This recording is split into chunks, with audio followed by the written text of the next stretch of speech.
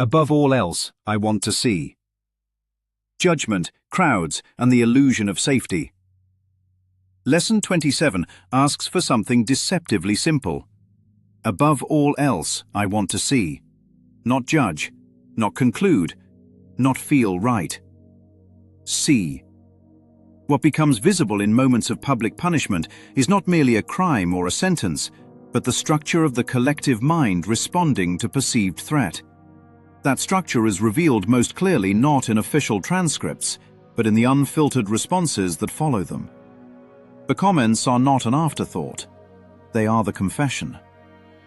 In earlier cultures, judgment took place in the open square. The accused stood in the center, the crowd gathered.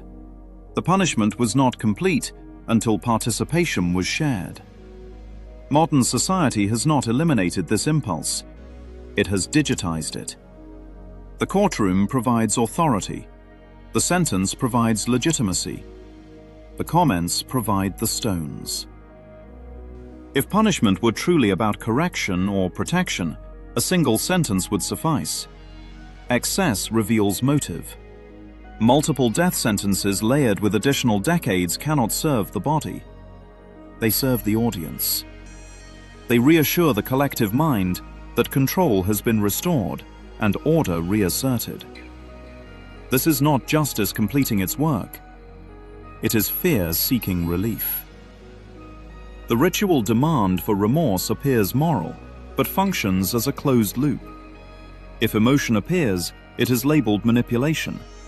If emotion does not appear, it is labeled coldness. Silence is guilt. Speech is arrogance. There is no configuration in which recognition is possible. Remorse is not being assessed. It is being used to confirm a verdict already reached. Seeing is replaced by certainty. The absence of compassion in public responses is not accidental. Compassion introduces complexity. Complexity threatens the story. The story requires distance. Anything that humanizes the accused destabilizes the emotional structure that allows condemnation to feel righteous. So context is minimized.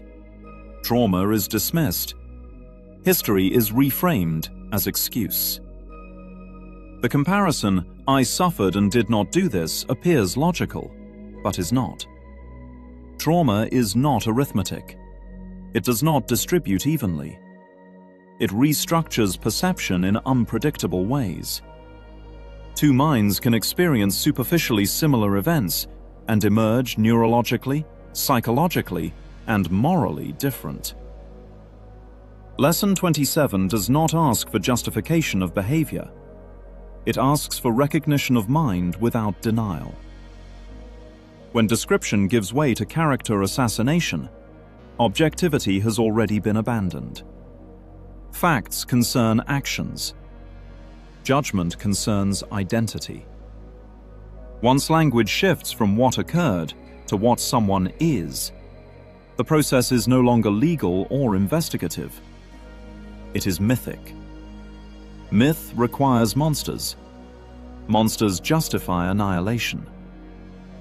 Public punishment often carries unspoken social meanings. When violence crosses racial and spatial boundaries, response escalates beyond correction into example-making. This escalation need not be spoken to be understood. It communicates who belongs, who threatens, and who must be erased to restore the illusion of safety. Deterrence is frequently cited, but rarely examined. Those deterred by punishment are not the minds committing these acts. Punishment therefore serves the observer, not the offender. It maintains the belief that order can be preserved through force, and that the world can be made safe through exclusion. Public comment sections differ from reflective inquiry in a crucial way. They move downstream. They reward agreement. They punish interruption. Anything that challenges emotional momentum is treated as threat. Speed replaces reflection. Belonging replaces perception. The result is amplification, not understanding. Lesson 27 offers no strategy for improving outcomes. It offers a correction at the level of perception. Seeing does not mean excusing. Seeing does not mean condemning. Seeing means recognizing what is actually operating in the mind when judgment feels satisfying. This pattern is not local. It is not episodic. It is structural. As long as fear seeks safety through condemnation, the ritual will repeat in new forms. What changes are the names, the locations, and the technologies. What does not change is the belief that destruction can restore innocence. Lesson 27 quietly dismantles that belief. Above all else, it asks for vision instead of verdicts. Because once the crowd is clearly seen, it no longer needs to be joined. And that seeing, not punishment, not certainty, is where peace begins.